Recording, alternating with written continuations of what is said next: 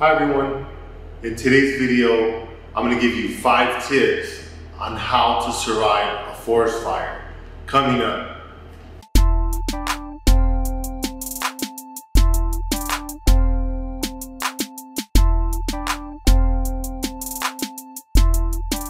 Hi everyone, this is Ernesto from Attaboy Cowboy, and on this channel we give you health and wealth tips to help you be more successful.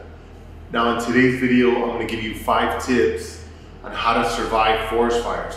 I'm from Los Angeles, California, and I'm a California native. And we've had forest fires here pretty much every year of my life. And growing up around forest fires, you learn strategies on how to survive in case you ever get caught in those forest fires. In fact, right now we have fires throughout the state. And I actually left town to avoid some of that toxic smoke. We're having one of our worst years. And I'm filming this video from Panama, Central America, where the air is nice and clean over here. So strategy number 1, don't take shelter. It's not like earthquakes where they tell you to take a shelter and wait for the earthquake to pass. Fires, you don't want to take shelter because then you can be burned to death or die from the heat, or you can die from smoke inhalation. So you definitely want to run away. Now, before you start running, take a look up and see which way the smoke is blowing. If the smoke is blowing this way, the wind is blowing it this way, that means that the fire is going to spread fastest in that direction. So you don't want to try to outrun fires because you really can't in most cases. So you want to run the opposite direction, run away from the smoke. Tip number 2, you want to run to natural fire breaks. So anywhere where things can't burn, like open fields, lakes, roads, highways, any of those things are going to slow down and prevent the progression of the fire. And basically there aren't a lot of things that can usually burn in those areas, so you can usually stand there and wait for the fire to either pass over or just die down. So those are safe spots where you can take refuge during a fire. Tip number 3, don't try to outrun fires. You're not gonna outrun fires. Typically, fires can move at 30 to 40 miles per hour. In fact, right now, I was just watching the news and they were saying that the winds in California were reaching over 100 miles per hour. It's nuts. So the fires were they just go. So the fastest human in the world, like Usain Bolt, they basically run about 26 miles an hour, just to give you an idea. So even Usain Bolt, if he was running as fast as he could, he wouldn't be able to outrun a fire. The fire would overcome him and burn him. So don't put yourself in that situation. Don't try to outrun fires. You do want to run away, but run to areas where you'll be safe, like run to a lower elevation, run to areas that are open, or run to areas that have already been burned because there's no fuel for the fire to come back to that area. So it's generally going to be a safer area to be if you go to an area that's already been burned. Tip number 4. Now I see this a lot when I see the videos of people around fires. I see them with wet handkerchiefs around their mouth.